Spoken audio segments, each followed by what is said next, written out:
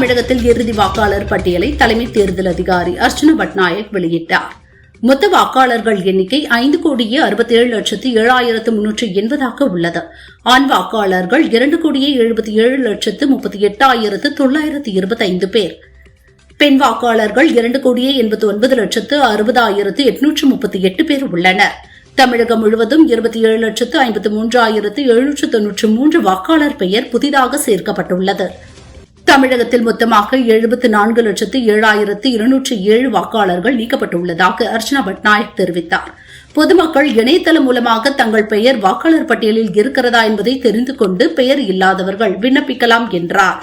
தமிழகத்தில் இறுதி வாக்காளர் பட்டியல் வெளியிடப்பட்டுள்ளது. அதிகபட்சமாக சோழிங்கநல்லூர் தொகுதியில் 5,36,991 வாக்காளர்களும், குறைந்தபட்சமாக துறைமுகம் தொகுதியில் 1,16,896 வாக்காளர்களும் உள்ளனர். அதிமுகவின் அழுத்தத்தால் 5,000 ரூபாய் வழங்கியதாக கண்டுபிடித்துள்ளார் எதிர்க்கட்சித் தலைவர் பழனிசாமி.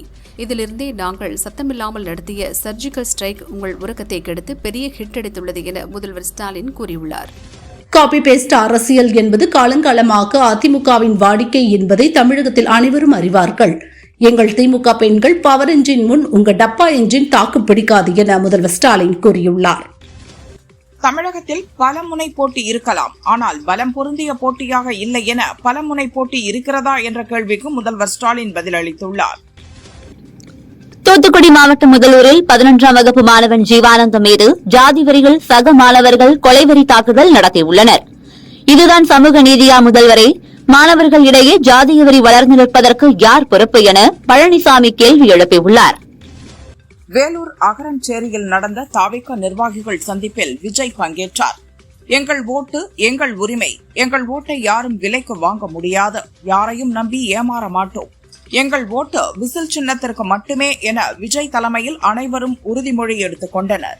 தமிழகத்தை பெண்கள் குழந்தைகள் பாதுகாப்பு நிறைந்த மாநிலமாக உயர்த்துவோம். ஆட்டோ, டாக்ஸி, லாரி டிரைவர்களுக்கு நலவாரியம் அமைக்கப்படும் என தாவேக தலைவர் விஜய் வாக்குறுதி அளித்தார். 2026 சட்டசபை தேர்தல் விஜய்க்கும் ஸ்டாலினுக்கும் நடக்கும் போர். தாவேக ஆட்சி அமைந்ததும் ஒவ்வொரு கிராமத்திற்கும் வந்து உங்களை சந்திக்கிறேன் என விஜய் பேசினார். தமிழகம் சூப்பர் ஸ்டார் மாநிலம்தான். அது காமராஜர் காலத்தில், அண்ணா காலத்தில், எம்ஜிஆர் காலத்தில் மட்டும்தான். ஆனால் இன்றைக்கு சூப்பர் ஸ்டாண்ட் அப் காமெடிக்காரன் நடத்துகிற மாநிலமா மாறிடுச்சு என ஸ்டாலினை விமர்சித்து விஜய் பேசினார். சென்னை அறிவாலயம் பக்கத்தில் நிழலுக்கு ஒதுங்குபவர்களை கூட முதல்வர் ஸ்டாலின் கூட்டணிக்கு சேர்த்துக் கொள்கிறார். கொள்ளையடித்த பணத்தில் கல்லாப்பேட்டை கூட்டணி அமைக்கிறார் என விஜய் கூறினார். கரூர் விஷயத்தில் ஏன் என்மேல் பழியை தூக்கி போட்டீங்க? உங்களுக்கு மனசாட்சின்னு ஒன்னு இருந்தா அப்படி பேசி இருப்பீங்களா? நாங்க நிகழ்ச்சி நடத்த மட்டும் ஏன் அனுமதி கொடுக்க மாட்டீங்க என முதல்வர் ஸ்டாலினுக்கு தாவேக தலைவர் விஜய் கேள்வி எழுப்பியுள்ளார். வேலூர் கூட்டம் முடிந்து கிளம்பிய விஜய், நான் செல்லும் போது தயவு செய்து யாரும் வாகனத்தின் முன்னும் இடையிலும் வர வேண்டாம் என்று உங்களை கெஞ்சி கேட்டுக்கொள்கிறேன் என தொண்டர்களுக்கு வேண்டுகோள் விடுத்தார். வேலூர் அகரம் சேரியில் நடந்த தாவேகா நிர்வாகிகள் கூட்டத்தில் பங்கேற்ற விஜய்க்கு மாவட்ட செயலாளர்கள் வேல், வீரவாள், வெள்ளி யானைகள், தங்க கோயில், செங்கோல் ஆகியவற்றை பரிசாக வழங்கினர். நாங்கள் யாரையும் அச்சுறுத்தவோ மிரட்டவோ விரும்பவில்லை. நாட்டு மக்களுக்கு சிறந்த நிர்வாகத்தை அளிப்பதே எங்களின் நோக்கம். திமுக எங்களை பார்த்து பயப்பட தேவையில்லை என தமிழக பாஜக தலைவர் நைனா நாகேந்திரன் கூறினார். எதிர்க்கட்சிகள் ஆளும் மாநிலங்களில் எந்த அளவுக்கு ஓரவஞ்சனையுடன் மத்திய அரசு அணுகுகிறது என்பது சொல்ல தேவையில்லை. செயற்கையான நிதிச்சுமையை தமிழகத்திற்கு ஏற்படுத்துகிறது என முதல்வர் ஸ்டாலின் பேசினார். 11.19% பொருளாதார வளர்ச்சி என்பது தமிழகத்தை தவிர வேறு எந்த மாநிலமும் சாதிக்க முடியாது என்றார். முருகனுக்கு உகந்த நாளான இன்று திருப்பரங்குன்றம் தீபத்தூணில் தீபம் ஏற்ற வேண்டும் என்ற உறுதியை ஏற்று கந்தசஷ்டி கவசம் பாடி முருகனை போற்றுவோம் என தமிழக பாரதிய ஜனதா முன்னாள் தலைவர் அண்ணாமலை கூறியுள்ளார். தமிழகம் முழுதும் உள்ள அண்ணா பல்கலைக்கழக உறுப்பு கல்லூரிகளில் ஆசிரியர்கள் இல்லாததால் கடந்த 2 மாதங்களாக வகுப்புகள் நடக்கவில்லை. அப்படி இருக்கும் நிலையில் மாணவர்களை உள்தேர்வு எழுத சொல்லுவது கல்வி முறைக்கே அவமானம் என அண்ணாமலை கூறியுள்ளார். திமுக அரசை சிலர் திராவிட மாடல் நிர்வாகம் என சொல்கின்றனர். அதனை ஏமாற்று மாடல், மோசடி மாடல் அரசு என நாங்கள் சொல்வோம். பணம் கொடுத்தால் ஓட்டு வரும் என நினைப்பது தவறு என அண்ணாமலை தெரிவித்தார்.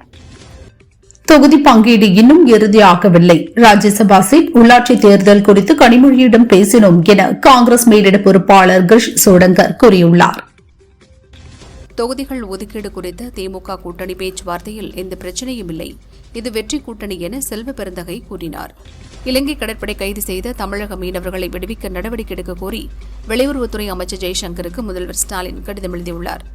259 படகுகள் சிறைபிடிக்கப்பட்டுள்ளதாகவும் 116 மீனவர்கள் இலங்கை சிறையில் உள்ளதாகவும் கடிதத்தில் குறிப்பிட்டுள்ளார். சட்டசபை தேர்தலில் தாவேகா தலைவர் விஜய்க்கு பன்ருட்டி ராமச்சந்திரனின் எம்ஜிஆர் அதிமுக கட்சி முழு ஆதரவு அளிக்கிறது என அக்கட்சியின் பொதுச் செயலாளர் ரஞ்சித்குமார் அறிவித்துள்ளார்.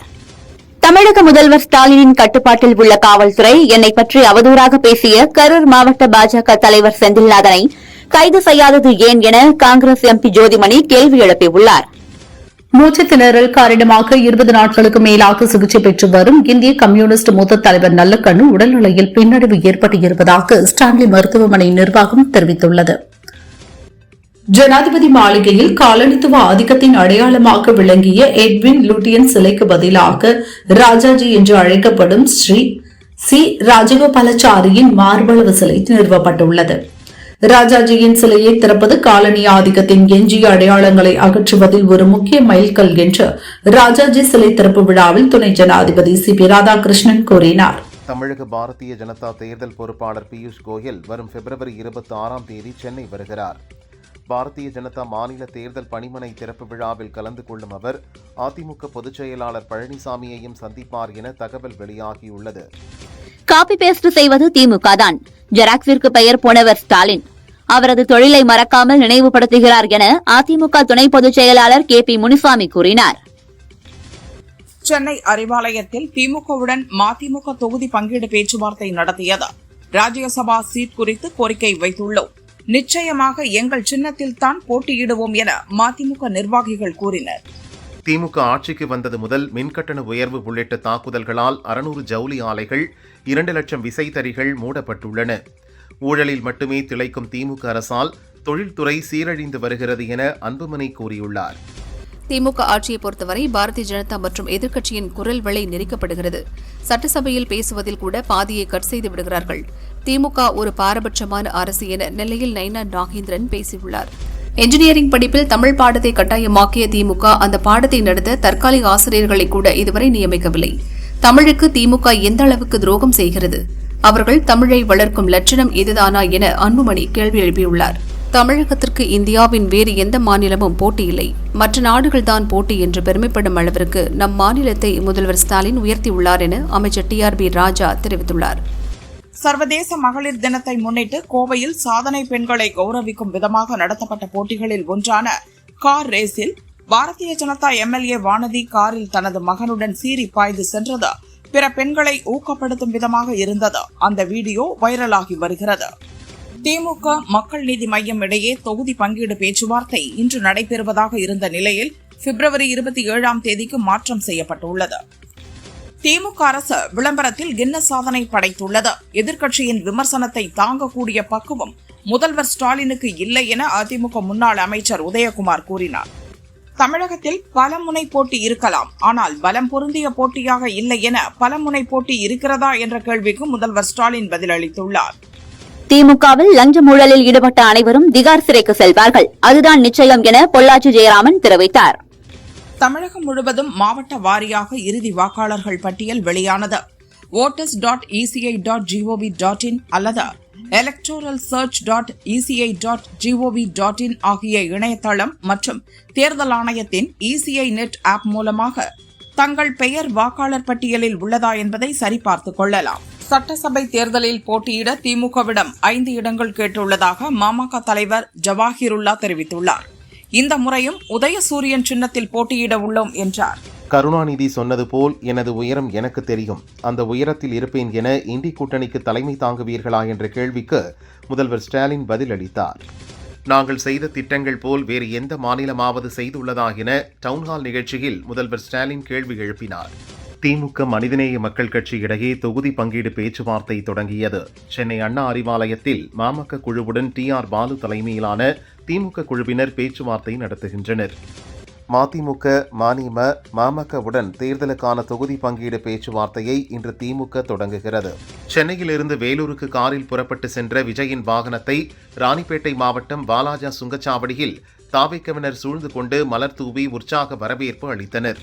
வேலூர் அகரம்சேரியில் நடக்கும் தாவேக்க நிர்வாகிகள் சந்திப்பு கூட்டத்தில் பங்கேற்க சென்னையிலிருந்து விஜய் காரில் புறப்பட்டு சென்றார். காங்கிரஸ் கட்சி தேசிய பொதுச் செயலாளர் சென்னையிலிருந்து கொச்சி புறப்பட்டார். தொகுதி பங்கீடு குறித்த பேச்சுவார்த்தையில் மகிழ்ச்சியா என செய்தியாளர்கள் கேட்டதற்கு அவர் கையெடுத்து கும்பிட்டுவிட்டு புறப்பட்டுச் சென்றார்.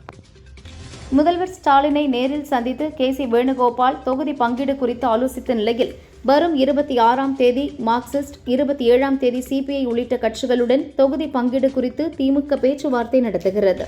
திமுக கூட்டணியில் ராமதாஸ் தலைமையிலான பாமக இணைய விசிக முட்டுக்கட்டையாக இருக்கிறதா என்ற கேள்விக்கு திமுக எடுக்கும் முடிவுகளில் நாங்கள் தலையிட மாட்டோம், ஆனால் வெறுப்பு அரசியலை விதைக்கும் கட்சிகளுடன் ஒரே கூட்டணியில் பயணிக்க மாட்டோம் என்பதில் உறுதியாக இருக்கிறோம் என திருமாவளவன் தெளிவுபடுத்தியுள்ளார். எழுதாத பேனாவை நடுக்கடலில் வைக்க 82 கோடி ரூபாய் தேவையா? இதற்கு பதிலாக எழுதும் பேனாவை அரசு மாணவர்களுக்கு அளிக்கலாமே என பொன்னேரி பிரச்சாரத்தில் அதிமுக பொதுச் செயலாளர் பழனிசாமி கேள்வி எழுப்பினார். பாஜகவுக்கு நான் முரட்டடிமை என சொல்லும் உதயநிதி, பாஜகவுடன் கூட்டணி அமைத்த அவரின் தாத்தா கருணாநிதியையும் முரட்டடிமை என சொல்வாரா? கத்துக்குட்டியான உதயநிதி வாய்க்கு வந்ததை எல்லாம் பேசக்கூடாது என பழனிசாமி தெரிவித்தார். மாமல்லபுரத்தில் உள்ள கலங்கரை விளக்கம் புதுப்பிக்கும் பணி நடைபெறுவதால் டூரிஸ்டுகளுக்கு அனுமதி மறுக்கப்பட்டுள்ளது. எல்லை தாண்டி மீன்பிடித்ததாக கூறி தனுஷ்கோடி, தலைமன்னார் இடையே மீன்பிடித்துக் கொண்டிருந்த தமிழக மீனவர்கள் 12 பேர் இலங்கை கடற்படை சிறைபிடித்து சென்றது. கரூரில் மாநகராட்சி குப்பை கிடங்கின் ஒரு பகுதியில் காற்றின் காரணமாக ஏற்பட்ட தீ 2வது நாளாக பற்றி எரிந்து வருகிறது. தீயை அணைக்க தீயணைப்புத்துறை வீரர்கள் போராடி வருகின்றனர். சுற்றுப்புற மக்கள் பாதிப்புக்குள்ளாகியுள்ளனர். சென்னையில் தங்கம் விலை இன்று சவரனுக்கு 1440 ரூபாய் உயர்ந்து 1,18,880 ரூபாய்க்கும், கிராமுக்கு 180 ரூபாய் உயர்ந்து 14,860 ரூபாய்க்கும் விற்பனையாகிறது. வெள்ளி விலை கிராமுக்கு 10 ரூபாய் உயர்ந்து 300 ரூபாய்க்கு விற்கப்படுகிறது. கோவையில் நடந்த திமுக இளைஞரணி மாநாட்டுக்கு அரசு பஸ்கள் சென்றதால் கோவை மேட்டுப்பாளையம் பகுதிகளில் பஸ் கிடைக்காமல் 5 மணி நேரம் பயணிகள் அவதியடைந்தனர். ஆத்திரத்தில் மேட்டுப்பாளையம் பஸ் நிலையம் முன்பு மறியலில் ஈடுபட்டதால் பரபரப்பு நிலவியது. சென்னை கொளத்தூரில் 1.6 கோடி ரூபாயில் ஏசி பஸ் நிறுத்தத்தை முதல்வர் ஸ்டாலின் திறந்து வைத்தார். குளிரூட்டப்பட்ட காத்திருப்பு அறை, கழிப்பறை, குடிநீர் வசதிகள் இந்த நிறுத்தத்தில் செய்யப்பட்டுள்ளன. சென்னை மாவட்ட இறுதி வாக்காளர்கள் பட்டியல் வெளியானது. மொத்த வாக்காளர்கள் 28,30,936 பேர். ஆண்கள் 13,65,763 பேர். பெண்கள் 14,64,344 பேர் மற்றும் 3ஆம் பாலினத்தவர்கள் 829 பேரும் உள்ளனர். 2,51,260 வாக்காளர்கள் அதிகரித்துள்ளனர். ஐயா வைகுண்டரின் அவதார நாளை முன்னிட்டு மார்ச் 4ஆம் தேதி தென்காசி மாவட்டத்திற்கு உள்ளூர் விடுமுறை விடப்படுவதாக கலெக்டர் கமல் கிஷோர் அறிவித்துள்ளார். தேனியிலிருந்து மதுரைக்கு நோயாளியுடன் சென்ற தனியார் ஆம்புலன்ஸ் பால தடுப்பில் மோதி கவிழ்ந்தது. ஆம்புலன்ஸில் இருந்த 4 பேர் காயமடைந்தனர். அவர்கள் தேனி ஹாஸ்பிட்டலில் அட்மிட் செய்யப்பட்டனர். மடப்புரம் கோயில் காவலாளி அஜித்குமார் அடித்து கொலை செய்யப்பட்ட வழக்கில் சஸ்பெண்ட் செய்யப்பட்ட டிஎஸ்பி சண்முக சுந்தரத்தின் முன்ஜாமீன் மனுவை ஹைகோர்ட் மதுரை கிளை தள்ளுபடி செய்தது.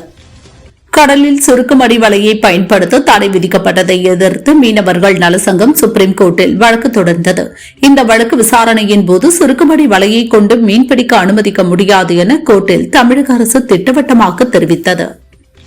விருதுநகர் மாவட்டம் பாளையம்பட்டி பகுதியில் தினேஷ்குமார் என்பவரது வீட்டில் 40 சவரன் நகைகளை திருடிய மதுரையைச் சேர்ந்த சகாய லூர்துராஜ் என்பவரை கைது செய்தனர். அவரிடமிருந்து 21 சவரன் நகை பறிமுதல் செய்யப்பட்டது.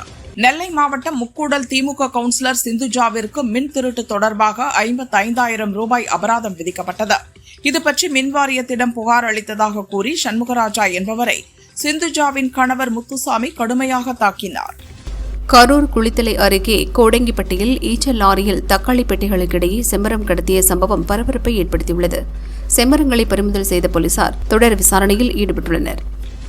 கிருஷ்ணகிரி மாவட்டம் கெலமங்கலம் பகுதியில் உள்ள தனியார் மதுபான பாரில் மேலாளராக பணியாற்றி வந்த தினேஷ்குமார் என்பவரை மர்ம நபர்கள் 4 பேர் அரிவாளால் வெட்டிக் கொன்றனர். 4 பேரையும் போலீசார் தேடுகின்றனர். தேர்தலில் முறைகேடுகள் நடப்பதை தவிர்க்கும் வகையில் 9 மாநிலங்கள் மற்றும் யூனியன் பிரதேசங்களில் மேற்கொள்ளப்பட்ட எஸ்ஐஆர் பணி மூலம் இதுவரை 1,70,00,000 பெயர்களை தேர்தல் ஆணையம் நீக்கியுள்ளது. காந்தி குடும்பத்துக்கு பண தேவை என்றால் 1000 கோடி ஆனாலும் காங்கிரஸ் தொண்டர்கள் அதை ஏற்பாடு செய்து கொடுப்பார்கள் என தெலுங்கானா முதல்வர் ரேவந்த் ரெட்டி கூறிய கருத்துக்கு தெலுங்கானா என்ன காந்தி குடும்பத்தின் ஏடிஎம் இயந்திரமா என அம்மாநில பாஜக விமர்சித்துள்ளது. பொதுத் தேர்வு எழுதும் +2 மாணவர்களின் விடைத்தாள்கள் இந்த ஆண்டு முதல் ஆன்லைன் வழியாக திருத்தம் செய்ய சிபிஎஸ்இ அறிவுறுத்திய நிலையில் காலத்துக்கு ஏற்ப டிஜிட்டல் முறைக்கு மாறுவதில் தவறில்லை என்றாலும் இதற்கு போதிய பயிற்சி வழங்கப்படவில்லை என ஆசிரியர்கள் எதிர்ப்பு தெரிவித்துள்ளனர். வெளிநாடுகளில் மருத்துவம் படிக்கும் மாணவர்கள் தமிழகத்தில் இன்டர்ன்ஷிப் பயிற்சி மேற்கொள்ளவும், மாணவர்களின் அலைச்சலை குறைக்கவும் மருத்துவ கல்வி மற்றும் ஆராய்ச்சி இயக்ககம் சார்பில் புதிய இணையதளம் தொடங்கப்பட்டுள்ளது. தமிழகம், கேரளா, புதுச்சேரி, மேற்கு வங்கம், அசாம் ஆகிய 5 மாநில தேர்தல் தேதி மார்ச் 10 அறிவிக்கப்படலாம் என தகவல் வெளியாகியுள்ளது. பனிப்புயல் எச்சரிக்கை காரணமாக இந்தியாவிலிருந்து நியூயார்க்குக்கு நாளை இயக்கப்பட இருந்த ஏர் இண்டியா விமானம் ரத்து செய்யப்பட்டுள்ளது. நியூயார்க்கில் 3 நாட்களுக்கு 7500 விமானங்கள் ரத்து செய்யப்பட்டுள்ளன. பிப்ரவரி 7 தேஜஸ் போர் விமானம் விபத்துக்குள்ளானதாக வெளியான செய்திகளை இந்துஸ்தான் ஏரோநாட்டிக்ஸ் லிமிடெட் நிறுவனம் அதிகாரப்பூர்வமாக மறுத்துள்ளது. அது சிறிய தொழில்நுட்ப சிக்கல் என விளக்கமளித்துள்ளது. உத்தரப்பிரதேச மாநிலம் பள்ளிகாவில் மதமாற்ற முயற்சியில் ஈடுபட்டதாக புதிய பாடலிபுத்ரா காலனியைச் சேர்ந்த பாதிரியார் ஜோம்ஸ் தாமஸ் கைது செய்யப்பட்டுள்ளார். டெல்லியில் உள்ள தலைமைச் செயலகம் மற்றும் சட்டசபை வளாகத்திற்கு இன்று மின்னஞ்சல் மூலம் மர்ம நபர்கள் வெடிகுண்டு மிரட்டல் விடுத்துள்ளனர். சோதனைகள் மிரட்டல் போலி என தெரிந்தது.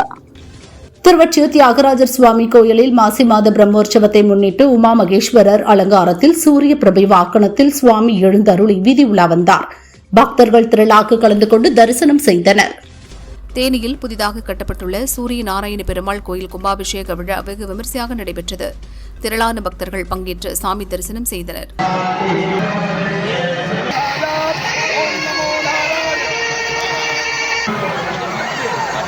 திண்டுக்கல் நத்தம் மாரியம்மன் கோயில் மாசி பெருந்திருவிழா கொடியேற்றத்துடன் துவங்கியது. சிகர நிகழ்ச்சியான பூக்குழி திருவிழா மார்ச் 10 நடக்கிறது.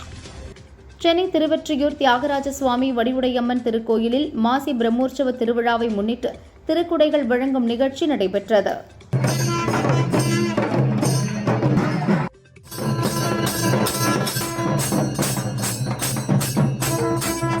மனிதர்களை நிலவுக்கு அழைத்து செல்லும் நாசாவின் ஆர்டமிஸ் 2 திட்டத்தில் ஹீலியம் கேஸ் பாய்வதில் ஏற்பட்ட தொழில்நுட்ப கோளாறு காரணமாக திட்டமிட்டபடி ராக்கெட்டை ஏவுவது தாமதமாகியுள்ளது. அதனை சரி செய்யும் பணி நடப்பதாக நாசா தெரிவித்துள்ளது. மலேசியாவின் போர்னியா தீவில் பூமிக்கு அடியில் சுமார் 619.8 கிலோமீட்டர் ஆழத்தில் சக்தி வாய்ந்த நிலநடுக்கம் ஏற்பட்டது. இது ரிக்டரில் 7.1 பதிவானது. சுனாமி வாய்ப்பு இல்லை என அமெரிக்க புவியியல் ஆய்வு மையம் தெரிவித்துள்ளது. அதிபர் டிரம்பின் வரி விதிப்பை அமெரிக்க சுப்ரீம் கோர்ட் ரத்து செய்து உத்தரவிட்ட நிலையில் செலுத்திய வரியை திருப்பித் தர கேட்டு நூற்றுக்கணக்கான நிறுவனங்கள் வழக்கு தொடர்ந்துள்ளன. மெக்சிகோவில் உலகின் மிகப்பெரிய போதைப் பொருள் கடத்தல் தலைவனாக செயல்பட்ட எல் மென்ஷோவை ராணுவத்தினர் சுட்டுக் கொன்றனர். நேபாளத்தின் போகாராவில் இருந்து காத்மண்டுவுக்கு 44 பயணிகளுடன் சென்ற பஸ் திடீரென ஆற்றில் கவிழ்ந்து விபத்துக்குள்ளானது. இதில் 17 பேர் பலியானார்கள், 27 பேர் படுகாயமடைந்தனர். ஈரானில் உள்ள இந்தியர்கள் அனைவரும் உடனடியாக வெளியேறுமாறு இந்திய தூதரகம் அறிவுறுத்தியுள்ளது. போராட்டங்கள் மற்றும் ஆர்ப்பாட்டங்கள் நடக்கும் பகுதிகளை தவிர்க்கவும் தூதரகத்துடன் தொடர்பில் இருக்கவும் வலியுறுத்தியுள்ளது. ரஷ்ய அதிபர் விளாடிமிர் புடின் ஏற்கனவே 3ஆம் உலகப் போரை துவங்கிவிட்டார் என உக்ரைன் அதிபர் ஜெலன்ஸ்கி தெரிவித்துள்ளார். உக்ரைனின் ட்ரோன் தாக்குதல்களைத் தொடர்ந்து ரஷ்யா தலைநகர் மாஸ்கோவில் உள்ள அனைத்து விமான நிலையங்களும் தற்காலிகமாக மூடப்பட்டுள்ளன. 19 வயதுக்கு உட்பட்டோருக்கான உலகக்கோப்பையை வென்ற இந்திய அணியில் இடம்பெற்றிருந்த அதிரடி பேட்ஸ்மேன் வைபவ் சூரியவன்ஷிக்கு பீகார் முதல்வர் நிதிஷ்குமார் ரூபாய் 50 லட்சம் பரிசுத் தொகை வழங்கி பாராட்டினார். தமிழ் திரைப்பட தயாரிப்பாளர்கள் சங்க தேர்தல் நேற்று நடந்தது. மொத்தம் 1171 ஓட்டுகள் பதிவாகின. ரஜினி, விஷால், மோகன், குஷ்பு உள்ளிட்ட பலர் ஓட்டளித்தனர். தலைவர் பதவிக்கு போட்டியிட்ட GKM தமிழ்குமரன் 788 ஓட்டுகள் பெற்று வெற்றி பெற்றார். துணைத் தலைவராக கமலக்கண்ணன், பொருளாளராக சுபாஷ் சந்திரபோஸ் 609 ஓட்டுகள், இணைச் செயலாளராக சுஜாதா விஜயகுமார் 715 ஓட்டுகளும் பெற்று வெற்றி பெற்றனர். 2026ஆம் ஆண்டின் 2வது மாதம் இந்த வாரத்துடன் நிறைவடைகிறது. இந்த மாதத்தின் கடைசி வெள்ளிக்கிழமையான பிப்ரவரி 27 ஏ படம், ஆழி, பர்த் ஃப்ளோர், தாய்க்கிழவி ஆகிய படங்கள் வெளியாக உள்ளன. இவற்றில் கணவன் மனைவியான சரத்குமார், ராதிகா ஆகியோரின் படங்கள் மோதுகின்றன. டியூட் படத்தின் மூலம் இயக்குநராக அறிமுகமானவர் கீர்த்தீஸ்வரன். முதல் படமே 100 கோடி வசூலை குவித்ததால் கவனம் பெற்றார். இவரது அடுத்த படத்தை சிம்புவை வைத்து இயக்க உள்ளாராம். சிம்பு தற்போது அரசன் படத்தில் நடிக்கிறார். அடுத்த அஸ்வத் மாரிமுத்து இயக்கும் படத்தில் நடித்துவிட்டு அதன் பிறகு இப்படத்தில் நடிக்க உள்ளாராம். இயக்குநராக வந்த சமுத்திரக்கனி பின்னர் நடிகராக பிஸியானார். கடைசியாக தமிழில் 2021 வினோதய சித்தம் படத்தை இயக்கி OTT-யில் வெளியிட்டார். படம் வரவேற்பை பெற்றது. தொடர்ந்து நடித்து வந்த இவர் மீண்டும் ஒரு சிறிய பட்ஜெட் படம் ஒன்று இயக்குகிறார். அதில் அவரும் முக்கிய வேடத்தில் நடிக்கிறார். தலைப்பு, மற்ற நடிகர்கள் உள்ளிட்ட விவரங்கள் விரைவில் வெளியாகிறது. பிரசாந்த் வர்மா இயக்கத்தில் தேஜா சஜா நடிப்பில் வெளியாகி வரவேற்பை பெற்ற படம் ஹனுமன். இதே கூட்டணியுடன் இதன் இரண்டாம் பாகம் ஜெய் ஹனுமன் என்கின்ற பெயரில் உருவாகிறது. புதிதாக ரிஷப் ஷெட்டியும் இணைந்துள்ளார். இந்த படத்தின் துவக்க விழா கடவுள் ஆஞ்சநேயர் பிறந்த ஊரான ஆம்பியில் உள்ள அஞ்சனா திரியில் நடந்தது. ரிஷப் ஷெட்டி உள்ளிட்ட படக்குழுவினர் பங்கேற்றனர். 90களில் பிரபலமான நடிகை ரம்பா, ரஜினி, கமல், அஜித், விஜய் என முன்னணி நடிகர்களுடன் ஒரு ரவுண்ட் வந்தார். திருமணம், குழந்தை என கனடாவில் செட்டில் ஆகி 15 ஆண்டுகளாக நடிக்காமல் இருந்தார். அவ்வப்போது சின்னத்திரை ரியாலிட்டி ஷோக்களில் மட்டும் பங்கேற்றார். அடுத்து சினிமாவில் ரீஎன்ட்ரி ஆகிறார். இதற்காக உடல் எடையை குறைத்துள்ள அவர் தெலுங்கில் சில கதைகளை தேர்வு செய்துள்ளார். விரைவில் திரையில் காணலாம். கொச்சியில் நடந்த 70வது பிலிம்பேர் விருதில் அமரன் படத்திற்காக சிறந்த நடிகர் விருது பெற்றார் சிவகார்த்திகேயன். விழாவில் பேசிய அவர், 13 ஆண்டுகளுக்கு முன் பிலிம்பேர் விருதுக்கு தனுஷுடன் வந்தேன். சும்மா வா, ஜாலியா போயிட்டு வரலாம் என கூட்டிட்டு போனார். அப்போது 2வது வரிசையில் எனக்கு சீட் இருந்தது. இப்போது முன் வரிசையில் சீட்டு ஒதுக்கப்பட்டிருந்தது. இதை அடைய எனக்கு 13 ஆண்டுகளானது என்றார்.